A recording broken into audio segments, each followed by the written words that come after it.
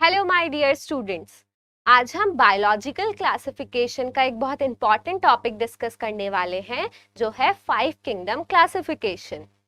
सबसे पहले हम समझते हैं क्लासिफिकेशन क्या होता है। क्लासिफिकेशन एक ऐसी बायोलॉजिकल प्रोसेस है जिसमें हम ऑर्गेनिजम्स को असेंबल करते हैं ग्रुप्स एंड सेट्स में, उनके सिमिलैरिटीज एंड डिसिमिलैरिटीज के बेसिस पर। अब इस क्लासिफिकेशन की रिक्वायरमेंट क्यों है? क्योंकि हम क्लासिफिकेशन करने के बाद जब ऑर्गेनिजम्स को ग्रुप्स एंड सेट्स में डिवाइड कर देते हैं तो उनका जो स्टडी है वो थोड़ा सा इजी हो जाता है। तो हम बायोलॉजिकल क्लासिफिकेशन में 5 किंगडम क्लासिफिकेशन को इतना इंपॉर्टेंट क्यों कहते हैं?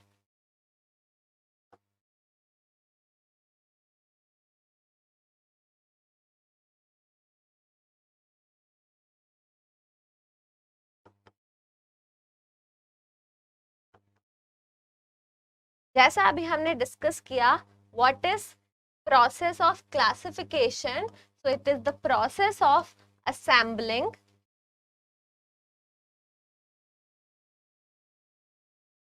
organism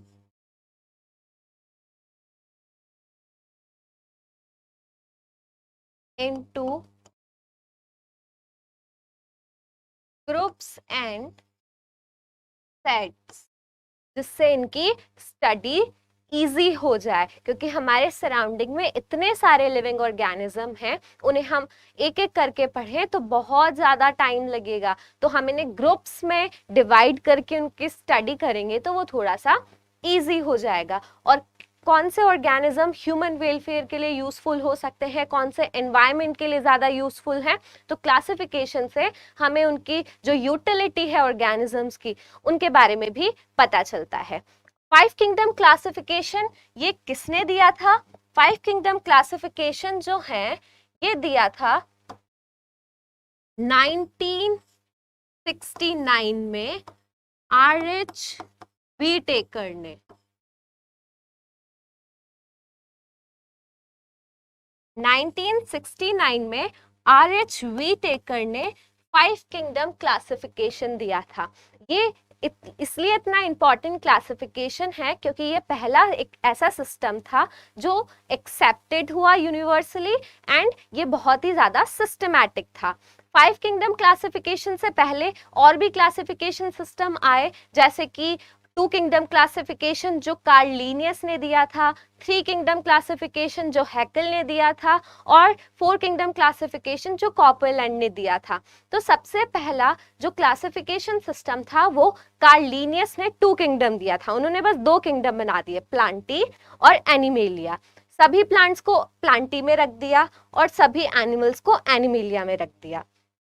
अब उन्होंने ना तो इसमें कोई डिफ्रेंशिएट किया कि कौन से ऑर्गेनिजम्स यूनिसेल्युलर हैं, कौन से मल्टी सेल्युलर हैं, प्रोकैरियोट्स, यूकैरियोट्स, इन सब में कोई डिफ्रेंशिएशन नहीं किया था उन्होंने। इसलिए इस क्लासिफिकेशन सिस्टम को इतना ज़्यादा नहीं माना गया, लेकिन बहुत सालों तक 2 किंगडम क्लासिफिकेशन को ही फॉलो किया गया था। उसके बाद हैकेल ने एक नया किंगडम बनाया, प्रोटिस्टा। प्रोटिस्टा, प्लांटी और एनिमेलिया। प्रोटिस्टा में उन्होंने यूनिसेल्युलर ऑर्गेनिज्म को रखा जो कुछ प्लांट की तरह दिखाई देते थे और कुछ एनिमल्स की तरह थे। उनका जो भी बिहेवियर, न्यूट्रिशन था वो कुछ एनिमल्स की तरह था और कुछ का प्लांट्स की तरह था। तो उन्होंने एक अलग किंगडम बना दिया, किंगडम प्रोटिस्टा उसे कहा। तो उसमें यूनिसेल्युलर ऑर्गेनिज्म को रख दिया। उसके बाद कॉपरलैंड ने 4 किंगडम क्लासिफिकेशन दिया, जिसमें उन्होंने प्रोटिस्टा से भी एक और अलग बना दिया किंगडम मोनेरा, जिसमें उन्होंने सभी बैक्टीरिया को रखा, प्रोकैरियोटिक सेल्स को उनमें रखा। तो प्रोकैरियोटिक सेल का किंगडम हो गया अपने मोनेरा, देन फिर प्रोटिस्टा, और प्लांटी और एनिमेलिया तो थे। अब इस किंगडम का भी एक बहुत बड़ा ड्रॉबैक ये था कि इसमें फंगस को प्लांट किंगडम में ही रखा गया है, जबकि फंगस का जो न्यूट्रिशन मोड है वो तो प्लांट की तरह नहीं है। तो फंगस का भी एक अलग किंगडम बना दिया गया, किंगडम फंजाई। तो RH व्हिटेकर ने 5 किंगडम बनाए, kingdom Monera, protista, fungi, Plantae and animalia. अब इस 5 किंगडम क्लासिफिकेशन का बेसिस क्या क्या था, किस किस बेसिस पर उन्होंने ये 5 किंगडम बनाए, तो ये बहुत इंपॉर्टेंट है। What are the basis of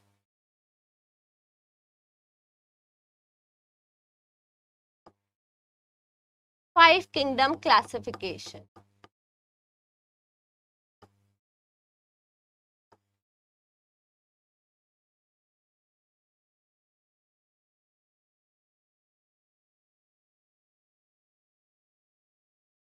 तो 5 किंगडम क्लासिफिकेशन के जो बेसिस हैं वो मेनली 5 हैं, जैसे कि cell structure,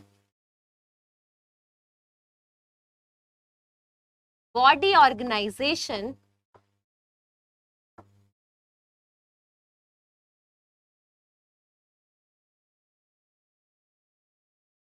mode of nutrition,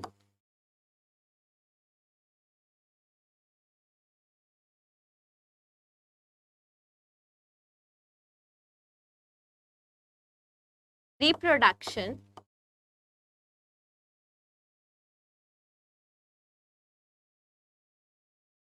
and phylogeny.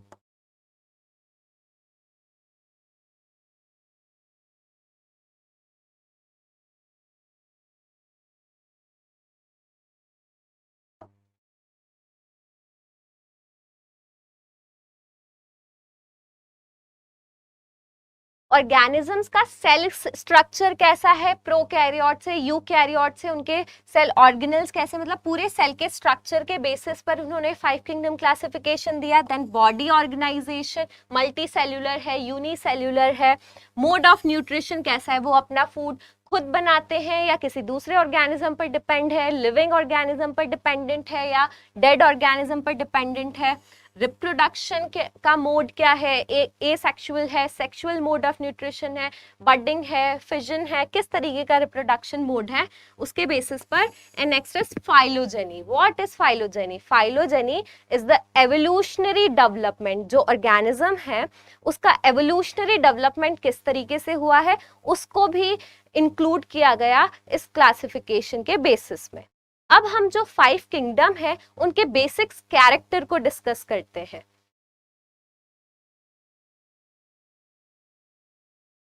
Okay, तो जो 5 किंगडम बनाए वो किंगडम कौन कौन से थे और उनके क्या क्या कैरेक्टर है?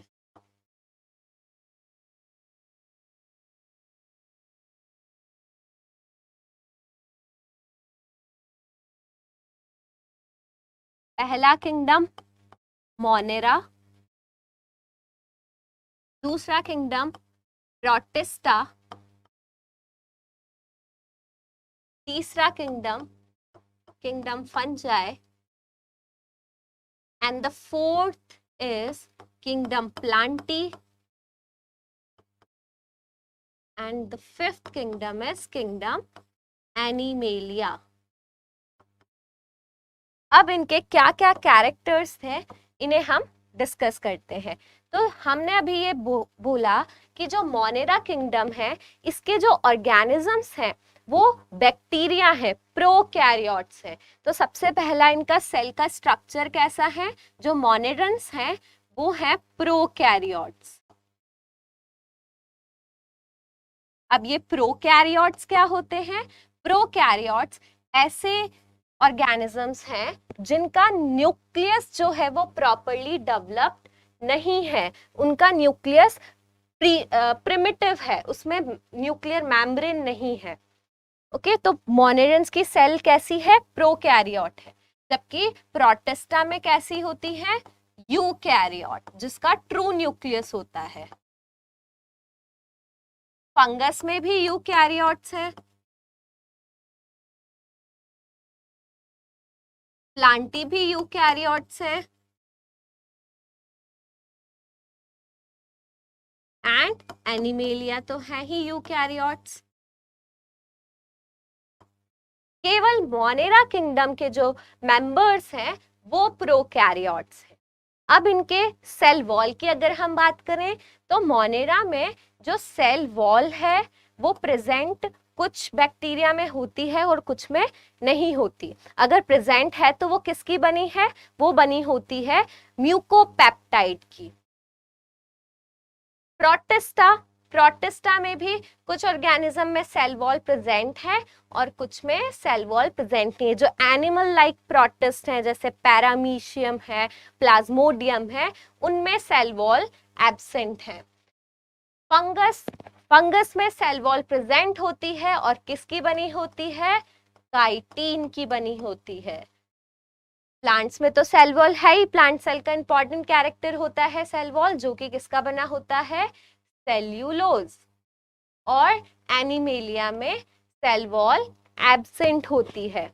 उसके बाद हम बॉडी ऑर्गेनाइजेशन की बात करें तो मोनेरेंट्स जो प्रोकैरियोट्स हैं ये कैसे होते हैं, यूनिसेल्यूलर।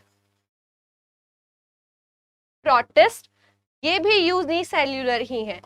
एक क्वेश्चन बहुत पूछा जाता है, यूनिसेल्यूलर यूकैरियोट्स कौन से किंगडम से बिलोंग करते हैं, तो वो है प्रोटिस्टा। यूनिसेल्यूलर प्रोकैरियोट्स किस किंगडम के हैं, मोनेरा के, और यूनिसेल्यूलर यूकैरियोट्स किस किंगडम के हैं, प्रोटिस्टा के। फंगस ये यूनिसेल्यूलर के साथ साथ मल्टीसेल्यूलर भी है।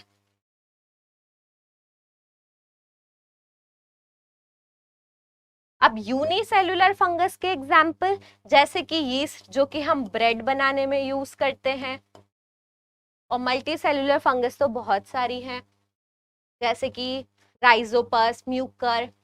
प्लांटी की बात करें तो प्लांटी भी मोस्टली मल्टीसेल्यूलर ही हैं, और एनिमल्स तो सभी मल्टीसेल्यूलर ही हैं। प्लांट्स में कुछ एल्गी हैं जो यूनिसेल्यूलर हैं, बट सभी मैक्सिमम प्लांट्स के मेंबर्स जो हैं वो कैसे, मल्टीसेल्यूलर। अब हम बात करते हैं न्यूक्लियस की, तो न्यूक्लियस प्रोकैरियोटिक सेल में कैसा होगा, बहुत ही प्रिमिटिव, प्रॉपर्ली न्यूक्लियस उसमें है ही नहीं तो एब्सेंट। लेकिन बाकी सभी यूकैरियोटिक सेल्स हैं तो उन सब में जो न्यूक्लियर मेम्ब्रेन होगी, न्यूक्लियस जो होगा वो वेल डेवलप होगा क्योंकि ये सभी यूकैरियोटिक सेल हैं। फिर अगर हम इनके न्यूट्रिशन की बात करें तो मोनेरा जो है ये सभी तरीके का न्यूट्रिशन शो करते हैं। जैसे सभी बैक्टीरिया इससे बिलोंग करते हैं तो कुछ इसमें ऐसे बैक्टीरिया जो होते हैं वो कुछ फोटोसिंथेसिस भी परफॉर्म करते हैं, कुछ कीमोट्रॉपिक भी हैं, यानी कि वो ऑटोट्रॉपिक भी हैं, और कुछ ऐसे होते हैं जो डिजीज कॉजिंग होते हैं यानी कि पैथोजेनिक होते हैं या फिर पैरासाइट होते हैं। ओके तो हेट्रोट्रोपिक एंड ऑटोट्रोपिक दोनों तरीके का मोड ऑफ न्यूट्रिशन मोनेरा में देखने को मिलता है। प्रोटिस्टा में भी सेम है। कुछ जो प्लांट लाइक प्रोटिस्ट हैं वो तो होते हैं ऑटोट्रॉफिक, और कुछ एनिमल लाइक जो हैं प्रोटिस्ट वो होते हैं हेटेरोट्रॉफिक। फंगस की अगर हम बात करें तो फंगस में सभी heterotrophic mode of nutrition show करते हैं, but mostly they are saprophyte. What is saprophyte?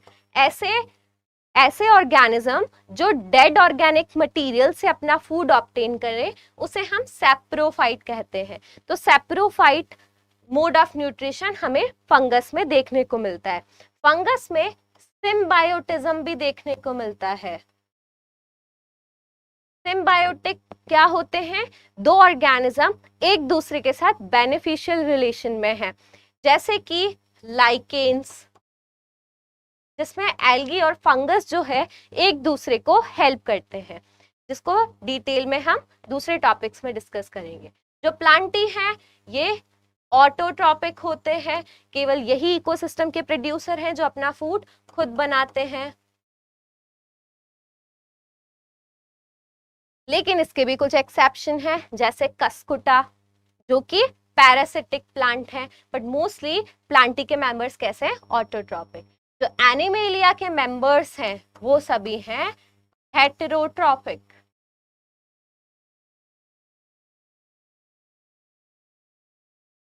तो हेटरोट्रोपिक मोड ऑफ न्यूट्रिशन जो है वो हमें देखने को मिलता है एनिमेलिया में।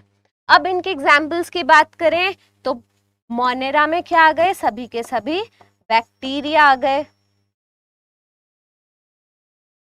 प्रोटिस्टा में एनिमल लाइक प्रोटिस्ट की बात करें तो है अमीबा, प्लाज्मोडियम, पैरामीशियम। ठीक है, प्रोटिस्टा में मूवमेंट के लिए सीलिया एंड स्यूडोपोडिया जैसे अमीबा में मिलता है।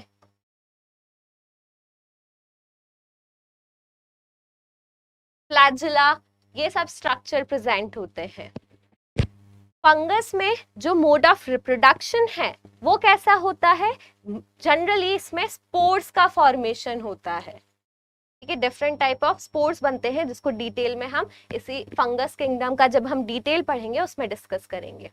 जो मोनेरेंस एंड प्रोटिस्ट हैं उनमें बाइनरी फिजन, बडिंग, ये मोड ऑफ न्यूट्रिशन देखने को मिलता है, मोड ऑफ रिप्रोडक्शन देखने को मिलता है। जबकि जो प्लांटी है उनमें vegetative reproduction and sexual reproduction देखने को मिलता है, और एनिमल्स में mostly sexual mode of reproduction ही देखने को मिलता है। तो ये हमने आज basic points of 5 kingdom classification discuss कर लिए हैं। अब नेक्स्ट वीडियो में हम इनके जो डिटेल कैरेक्टरिस्टिक और जो दूसरे इंपॉर्टेंट पॉइंट्स हैं उन्हें डिस्कस करेंगे। Thank you.